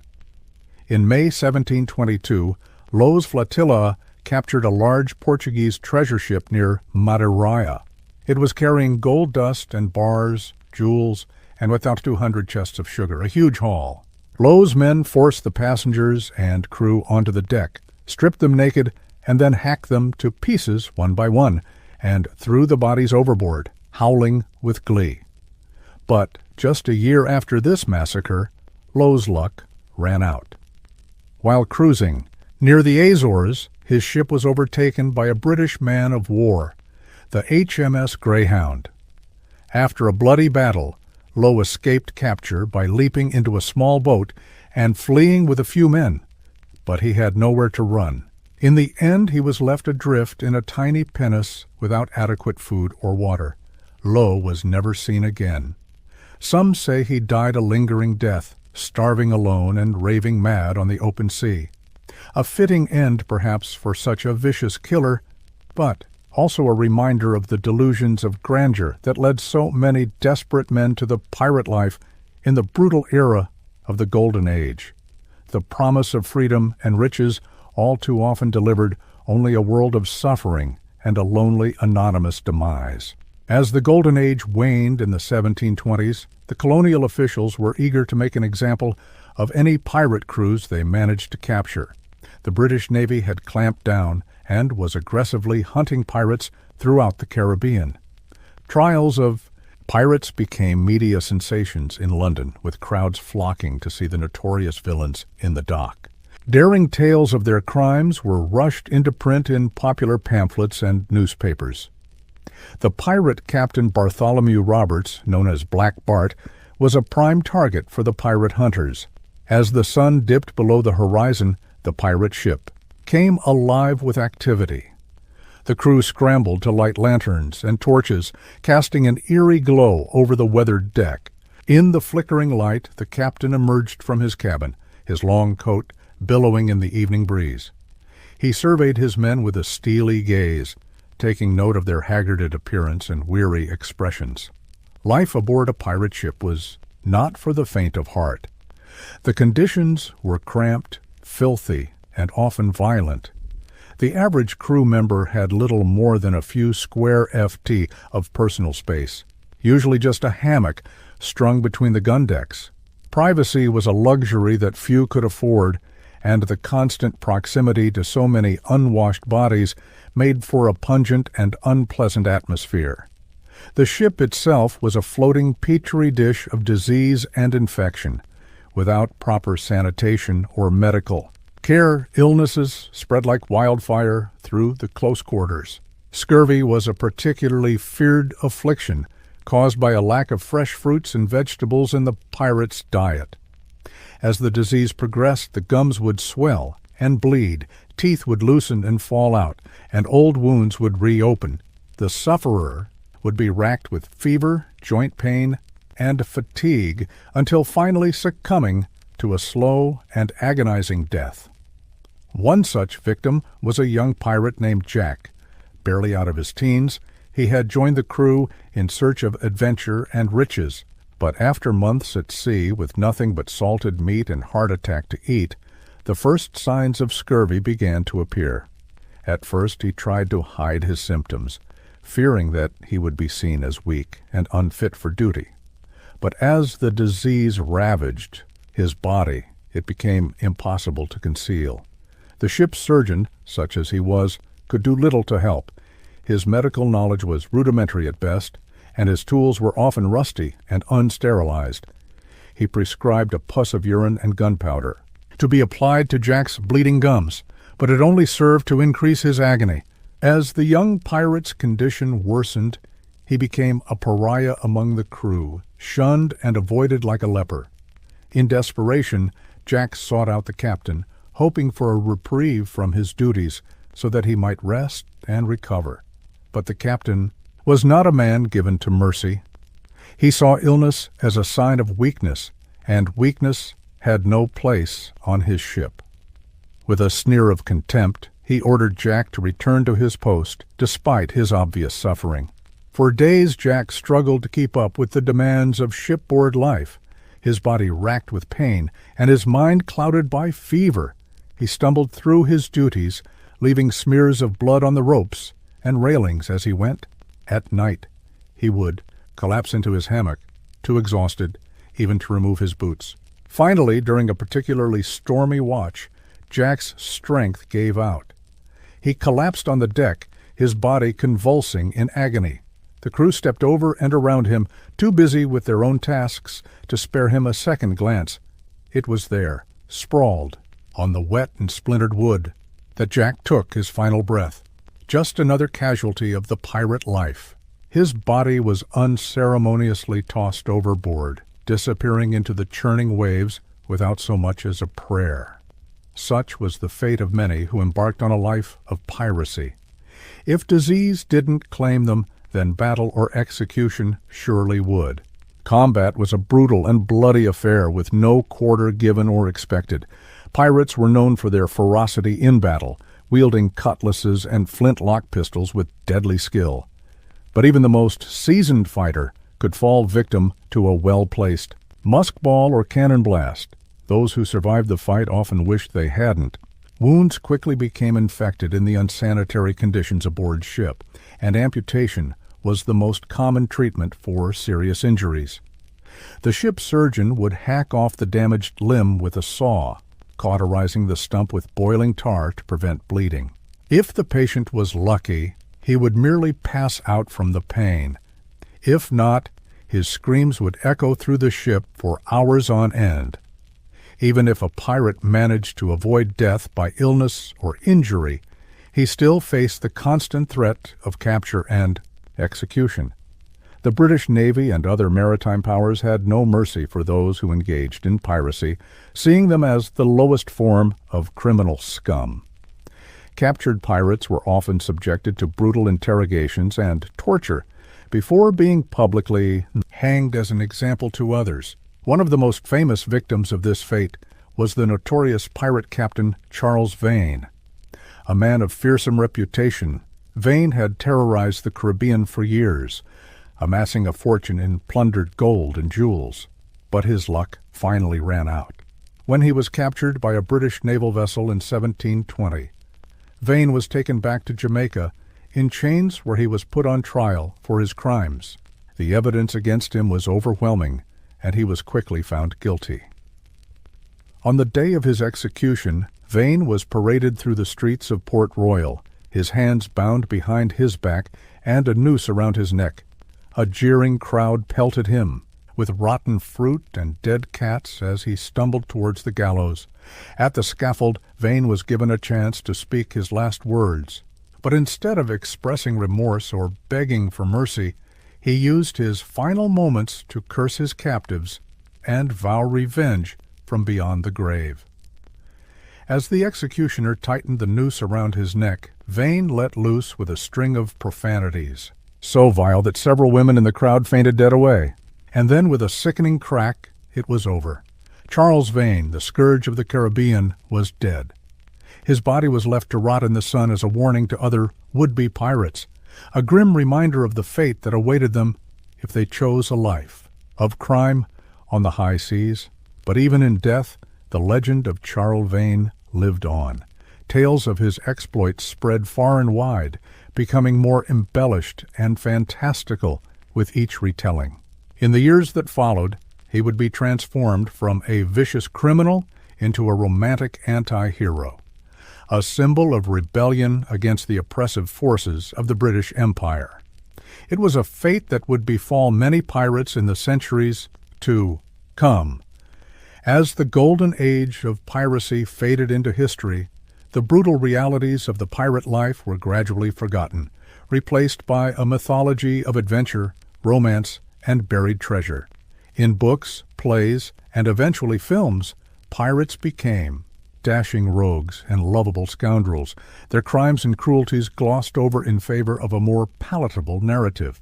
But the truth of the pirate life was far darker and more complex than any storybook could capture. For every swashbuckling hero like Captain Jack Sparrow, there were dozens of men like poor Jack, the scurvy-ridden deckhand, whose suffering and sacrifice have been lost to history. And for every glamorous tale of buried treasure and daring escapes, there were countless stories of brutality, disease, and despair. Perhaps that is why we continue to be fascinated by pirates, even as we recoil from the grim realities of their existence. They represent a kind of freedom and rebellion that we can only imagine, a life lived on the edge of society and the law, but they also remind us of the darker aspects of human nature, the cruelty and greed that lurk beneath the surface of even the most civilized among us. As the last light fades from the sky and the pirate ship sails on into the night, we are left to ponder these contradictions, the romance and the reality, the heroism and the horror, the freedom and the fate that awaited all who flew the black flag. And in the end, perhaps we are not so different from those long-deaded pirates searching for meaning and adventure in a world that is often harsh and unforgiving. So let us raise a glass to the pirates of old, those brave and terrible men who lived and died by the sword and the sea. May their stories continue to captivate and horrify us, even as we rest our heads and drift off into a more peaceful slumber. For in the end, that is the true legacy of the pirate life. Not gold or glory, but the enduring power of a tale well told, echoing through the ages like the ghost of Charles Vane, cursing and laughing in the wind as the sun dipped below the horizon, painting the Caribbean sky in vivid streaks of orange and red. The pirate ship came alive with activity. Lanterns were lit, casting a flickering glow across the weathered deck planks. The crew gathered around, some perched on barrels or coils of rope, others leaning against the gunwales. They spoke in low, gruff voices, swapping tales of past raids and narrow escapes. Among them sat a grizzled old pirate, his face etched with scars and his remaining eye gleaming in the lantern light. The younger crew members looked to him with a mix of reverence and fear, for he was a living legend, a man who had seen and done more in his decades on the high seas than most could imagine. As the night wore on and the rum flowed freely, the old pirate began to spin a yarn. His voice was low and rough, like the scrape of barnacles on a ship's hull. The crew leaned in closer, hanging on his every word. "You think you know what it means to be a pirate?" he rasped, his gaze sweeping over the assembled faces. "You think it's all about the gold and the glory, the freedom of the open sea? But let me tell you, lads, there's a price to be paid for this life, a steep price. and not just in coin. He took a long swig from his tankard, wiping his mouth with the back of his hand. I've seen things that would turn your hair white. Men drowning in their own blood, crying for their mothers as they slipped beneath the waves. Scurvy-ridden wretches, their gums bleeding and their teeth falling out, and the stench of a ship after months at sea, with no fresh water to wash. Away the filth and the rot! The old pirate shook his head, his eye distant with memory. There's a reason they call it the devil's own trade. You might think you're free out here, but the sea's a harsh mistress. She'll take everything you have, and then she'll take some more. He leaned back, the lamplight playing across the deep lines of his face. Take me own sorry tale.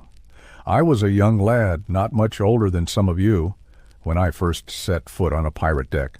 Thought I'd left all my troubles behind on land, but I was wrong, dead wrong. The old pirate's gaze turned inward, his voice dropping to a whisper. Me first captain was a right bastard, a cruel man with a temper like a hurricane. He'd flog you for looking at him sideways, and heaven help you if you crossed him. I saw him kill Hallerman once, just for snitching an extra ration of rum. Poor sod was half drowned and bleeding from 100 cuts by the time they hauled him up. Didn't even last the night. He sighed, his shoulders slumping. And that was just the start of it. We'd go weeks, sometimes months, without setting foot on dry land, living on nothing but moldy biscuits and rancid water. The scurvy would set in, making our joints ache and our teeth fall out. And the rats. Dear God, the rats. You couldn't sleep, for fear of them biting your fingers and toes. The crew shifted uneasily, some casting nervous glances at the dark corners of the deck. The old pirate paid them no mind. Lost in his grim recollections, we'd raid any ship we came across.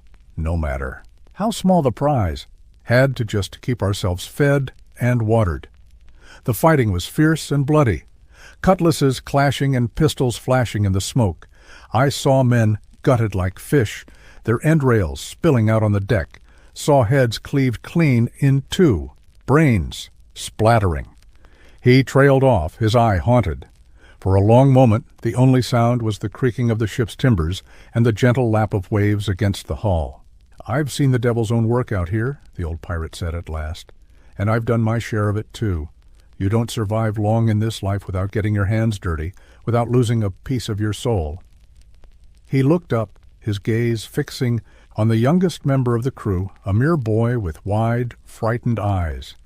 You still want to be a pirate, lad, after hearing all that? The boy swallowed hard, his face pale in the lantern light, but he nodded, his jaw set with grim determination. The old pirate sighed, shaking his head. Then you'd best pray you never live long enough to regret it, he said softly. For the sea is a cruel mistress, and piracy is a cruel trade.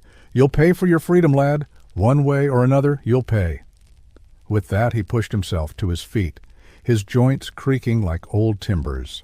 The crew parted before him as he stumped across the deck, disappearing into the shadows of the aft cabin. For a long while after he had gone, no one spoke. They sat in silence, each lost in their own thoughts, their own dark imaginings of what the future might hold. For to be a pirate in the Golden Age was to court death and damnation with every breath. It was to live on the knife's edge, between freedom and oblivion, never knowing which way the blade might fall. And yet for some that very danger was a siren's call, a temptation too powerful to resist. For in a world of grinding poverty and brutal oppression, the lure of the pirate life shone like a beacon, promising riches and glory beyond imagining. But as the old pirate had warned, that promise came with a price measured in blood and suffering, in shattered lives and lost souls. For to be a pirate was to be forever an outcast, hunted and reviled by the very society that had spawned you. It was to live in constant fear of the noose and the gibet, of the slow, agonizing death that awaited all who dared to fly the black flag. And yet, for a brief shining moment in history, The pirates of the Golden Age had blazed like comets across the Caribbean sky. They had lived as kings and died as legends, their names and deeds immortalized in song and story.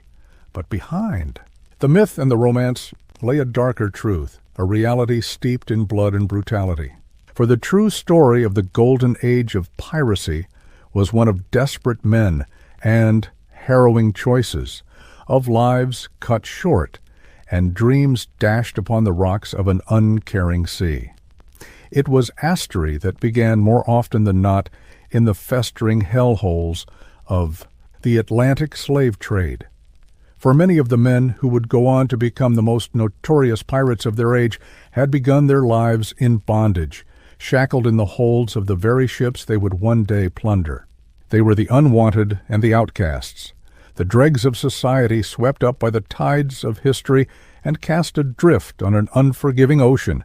Some were runaway slaves, others indentured servants who had fled their master's cruelty. Still others were former sailors, men who had served in the navies of Europe's warring empires, only to find themselves discarded like so much refuge when the fighting was done. For these men, piracy offered a chance at a new life, a way to strike back at a world that had shown them nothing but cruelty and contempt. They banded together in small crews, pulling their meager resources to buy or steal a ship and set out in search of plunder. At first, their targets were small fishing boats and coastal traders, easy prey for their shallow, drafted sloops and schooners.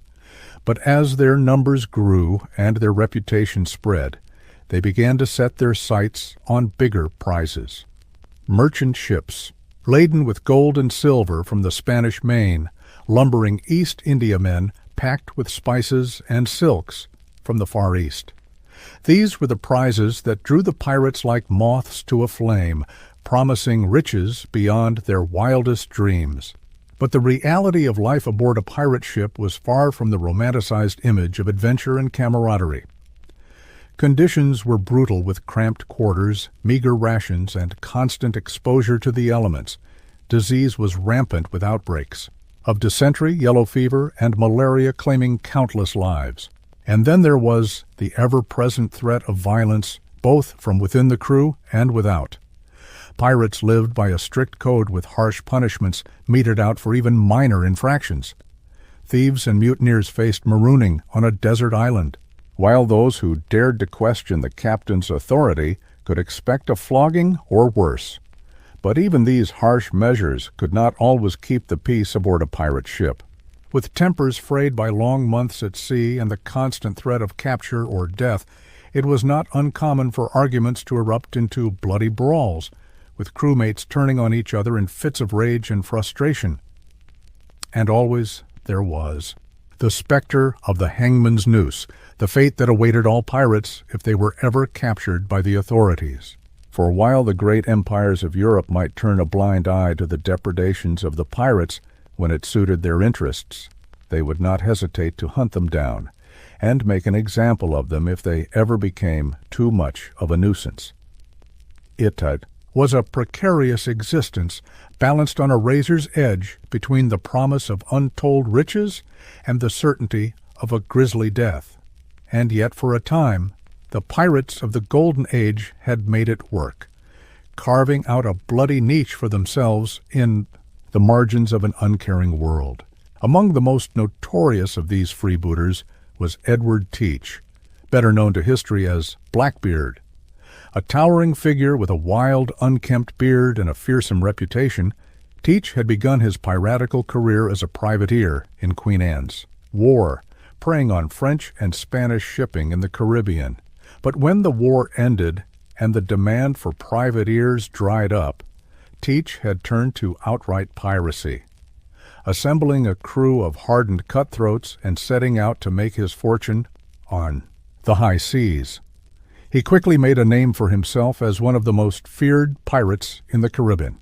His very appearance, with his long braided beard and his habit of lighting fuses in his hair before battle, enough to strike terror into the hearts of his victims.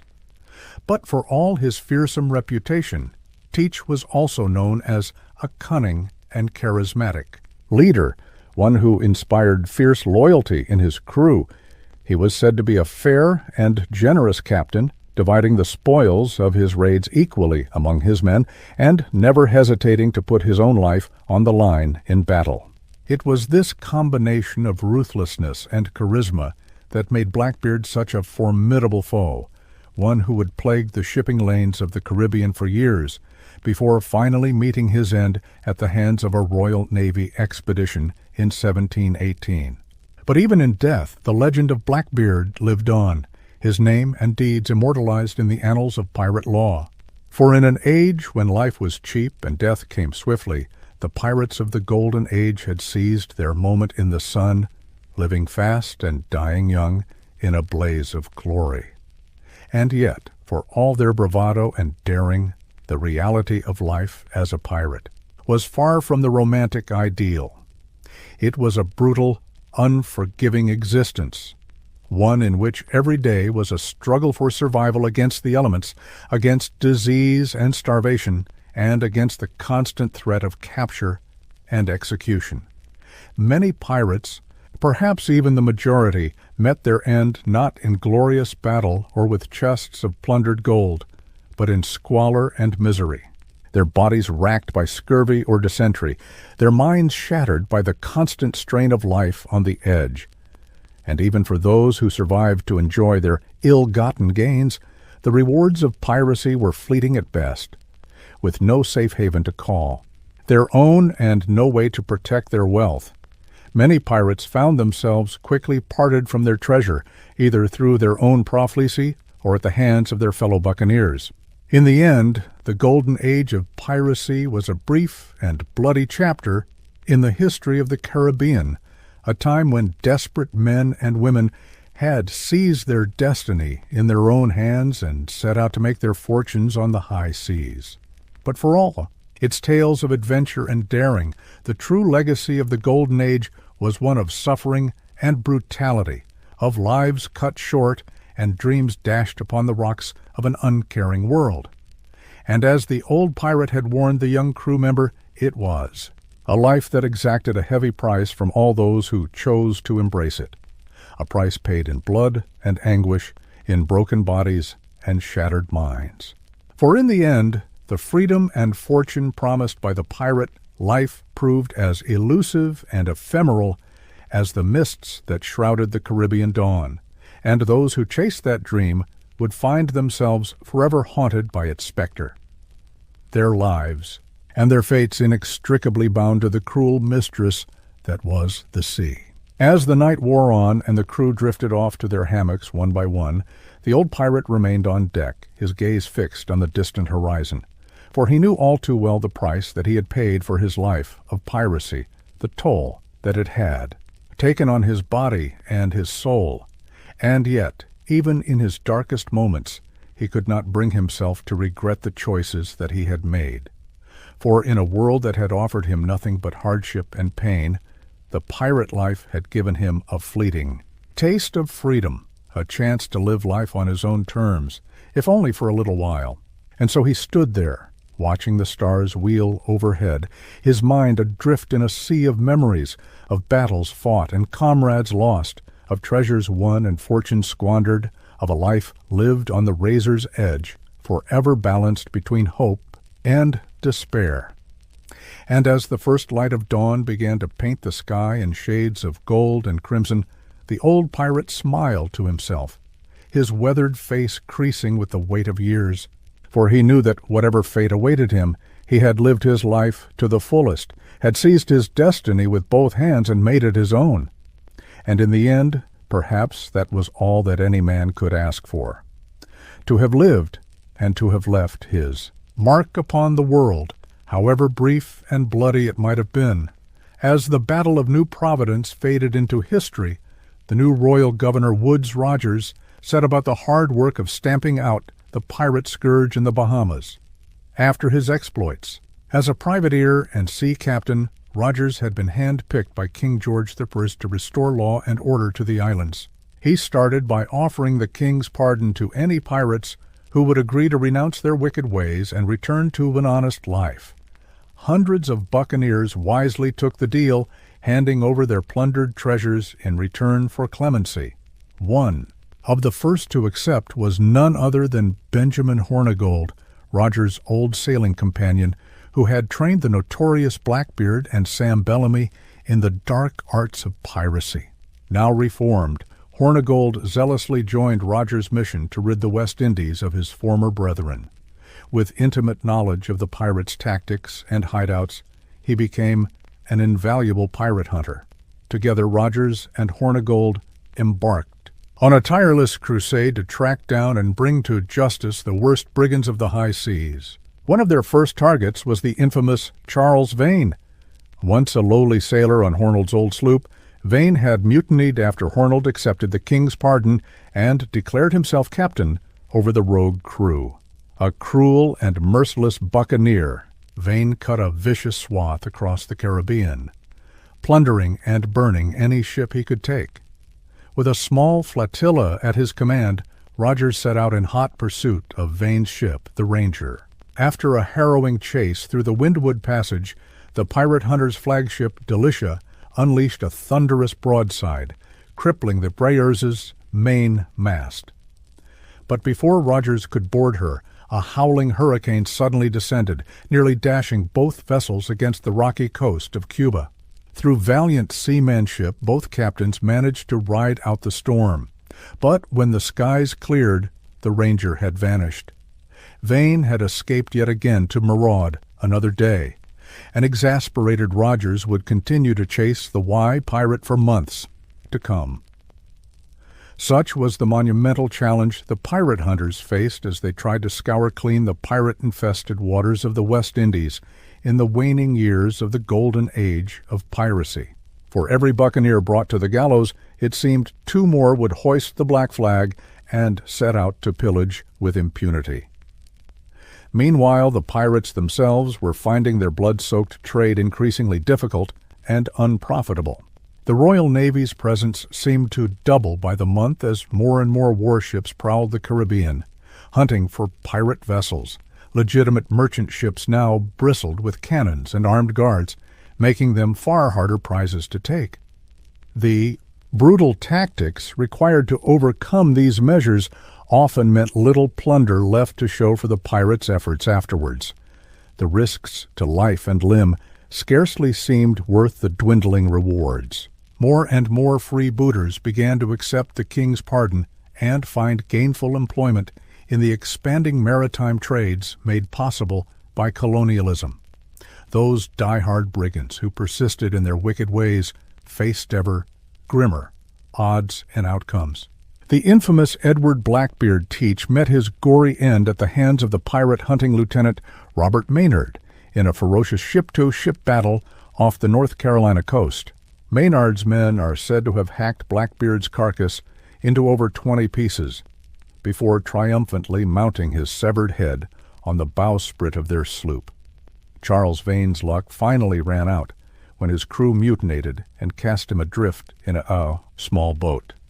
Wrecked on an uninhabited island, the dreaded pirate barely survived for months as a castaway before being captured by a passing British ship. He was hauled back to Port Royal in chains to stand trial for his atrocities.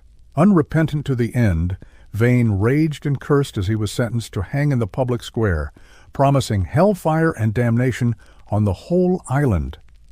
But his defiant invectives suddenly turned to ashen, trembling fear as he ascended the gallows, and saw with bulging eyes the noose being fitted around his neck.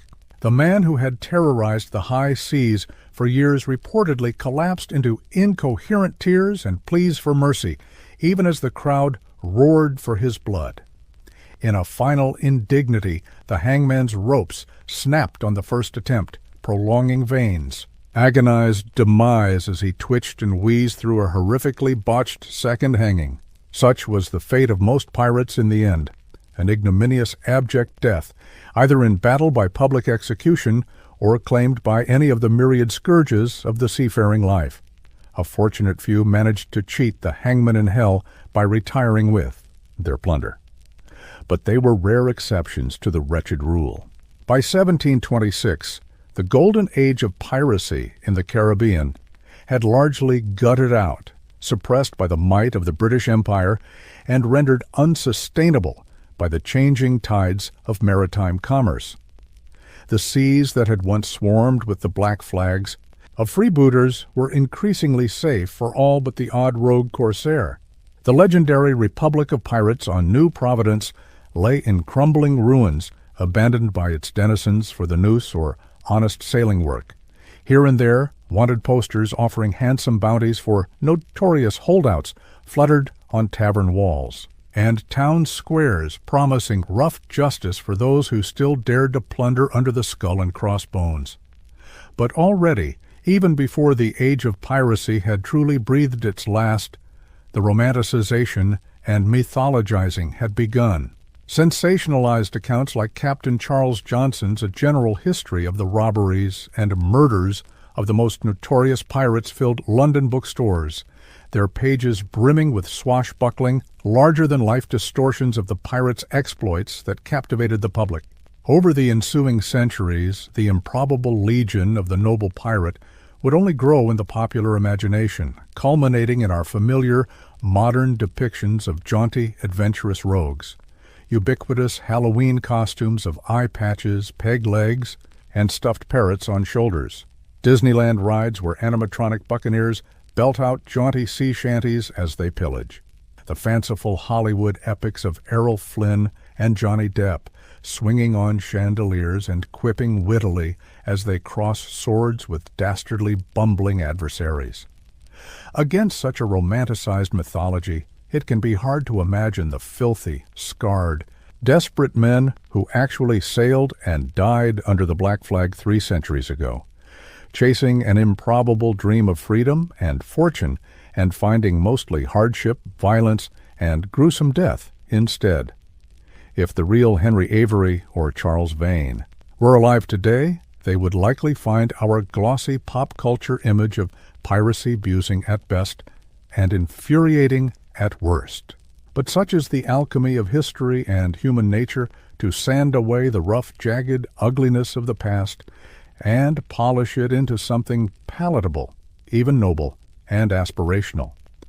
We prefer our pirates to be dashing, misunderstood anti-heroes, not the starving, abused, and abusive fiends most of them actually were.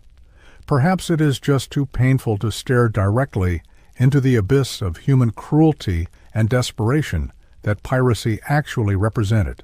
And so the salty old sea dogs of the golden age of piracy will go on living their second more glorious lives, as the stuff of legend with all their misdeeds and miseries expugned, their tattered garments and rotting teeth transformed into velvet waistcoats and gold caps.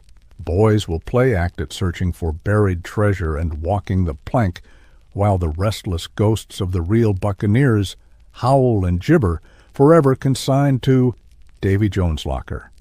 Such is the pirate's legacy, a twisted funhouse mirror image that has long eclipsed the truth. As you drift off tonight, spare a thought for the real pirates of the Caribbean, and be glad you'll wake up tomorrow to a world where the skull and crossbones is just a spooky bedtime story, not a portent of the capricious brutality of life at the mercy of the seas and selfish whims of men. As dusk fell on the Spanish port of Havana, a battered ship limped into the harbor. Her sails were tattered, her hull splintered by cannon shot. At her helm stood a grizzled man with a wild beard and a hard stare. Captain Charles Vane had come to the end of his rope. Vane was once a rising star among the pirates of New Providence. Daring and ruthless, he had plundered scores of ships and amassed a fortune in gold. But his very success had made him a marked man.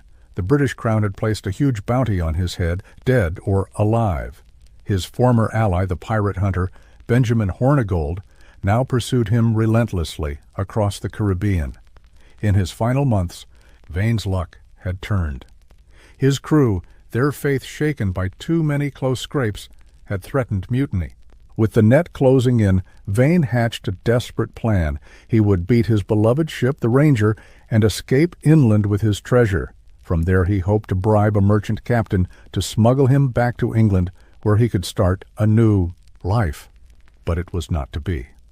As Vane and his men rowed ashore by moonlight, a shot rang out from the Treine. Then another. Hornigold's men had lain in wait, tipped off by a traitorous member of Vane's crew. Musk balls struck the longboat, splintering wood and flesh. Vane dove overboard, leaving his treasure and his dying crewmen behind. For 2 grueling days and nights, an injured Vane struggled through the steamy jungle, evading search parties and fighting off the agonizing pain of his wounds. But in the end, exhaustion and blood loss took their toll. Collapsing by a creek bed within sight of Havana's walls, his strength finally failed him. In his fevered dreams, Vane saw again the faces of the men he had left behind, the loyal ones he had failed, the traitors he longed to punish.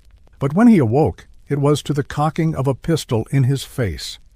A detachment of British soldiers, alerted by the Spanish authorities, had found his hiding place. Vane was shackled and brought back to Port Royal in chains to stand trial. The key verdict, a foregone conclusion, came swiftly: guilty of piracy on the high seas, to be hanged by the neck until dead. In his final days, Vane penned a letter to the world, unrepentant to the last. I must say I have in my day passed through many perils and hardships on the account of King George, and was badly rewarded in the end. Therefore I owe England or King George no allegiance whatsoever. I promise to pay the reward to any man who takes me, except to an Englishman or the English nation. On a gray morning in March 1721, Charles Vane mounted the scaffold before a jeering crowd. The noose placed around his neck asked for his final words. He fixed his executioner with a defiant glare. "Damnation seized my soul if I give you quarters or take any from you." And with that the trapdoor dropped, and Vane plummeted to his death, kicking and choking as the rope snapped taut. Vane's body hung for days in Port Royal Harbor, a gruesome warning to any who would follow the sweet trade. But in death, as in life, Vane refused to follow the script. According to local legend, his restless ghost lingered, haunting the sites of his greatest defeats. For the pirate captains who outlived Vane, his grim end was a stark reminder of the price of their brutal way of life. One by one, the infamous outlaws of the Golden Age would meet similar fates, dancing the hemp and jig at execution dock, or falling in bloody last stands against superior forces.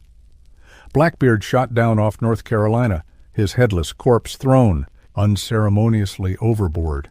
Bartholomew Roberts, the dread Black Bart, felled by grape shot off Africa as his crew abandoned him. Charles Bellamy and Sam Bellamy, wealthy pirate lords, drowned in shipwrecks along with their plundered gold. By the late 1720s, the glory days of the pirates were fading into memory. The European nations, their coffers drained by pirate depredations, at last united in their resolve to stamp out the scourge.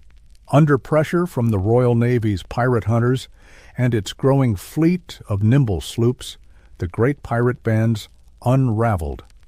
Their camps in Madagascar and New Providence were sacked, their secret harbors exposed, scores were captured and executed, their sun-bleached skulls impaled on spikes as a public warning. Even those few pirate captains who survived the crackdowns and cutlasses soon found their way of life untenable. By the 1730s, the old wooden merchant ships, ponderous and vulnerable, were giving way to sleeker, faster, and better armed vessels. At the same time, a peacetime lull had gluted the maritime labor market, making recruits harder to find and less eager to risk the noose. A world that had once grudgingly tolerated the sea dogs as a necessary evil now closed ranks against them. Governors who had once turned a blind eye now followed a zero-tolerance policy, swiftly arresting any brigand who dared show his face in port. Wealthy merchants, their patience exhausted, hired private security in the form of armed merchant men, a scourge nearly as fierce as the pirates themselves. And so, by degrees, the golden age of piracy gutted and went out like a spent candle. A few stubborn holdouts like the notorious Edward Lowood continued to prowl the waves into the 1740s, but theirs were an increasingly desperate, tenuous existence, always one betrayal or miscaram. As the age of sail gave way to the age of steam as the world's great empires carved up the map, the freewheeling world of the pirates passed into legend. In the popular imagination, the swashbuckling rogues of the Caribbean would take on a romantic sheen. Their exploits celebrated in books and songs and tall tales, but the hardmen who had actually lived the pirates' brutal life knew better. For them, piracy had been a revolt born of desperation, a life of squalor and violence and ever-present death, with precious little of the storybook glamour. When pirate captain Sam Bellamy told a captive that he and his men were Robin Hood's men, serving a crude form of social justice, his hostage scoffed openly. What would these scarred and haunted men, their backs flayed by the lash, their minds and bodies wrecked by hardship, make of their legend of the children's tales that made heroes of their kind? The theme park rides celebrating their blood-soaked freedom. The fairer sex that once shunned them as the blackest villains now swooned for the meest hint of eyeliner and a tricorn hat. Irony of ironies for these forsaken paras in death. The pirates had finally stolen the rarest prize of all, immortality. But you needn't take it from me. As you drift off tonight, simply imagine asking Blackbeard or Vane yourself. Picture sidling up to Bonny in some raucous, flea-bitten dockside tavern, pressing a mug of grog into her mangled hand. A pirate's life for me, eh? You wink roguishly, yo-ho-ho, and really bad eggs. But then you catch the look in Anne's cold, rimmed eyes at once pitying and contemptuous. A look that says plainer than any words, "You don't know the half of it, landlubber. You don't know the half." And with that we must let Anne and her kind return to their well-earned rest.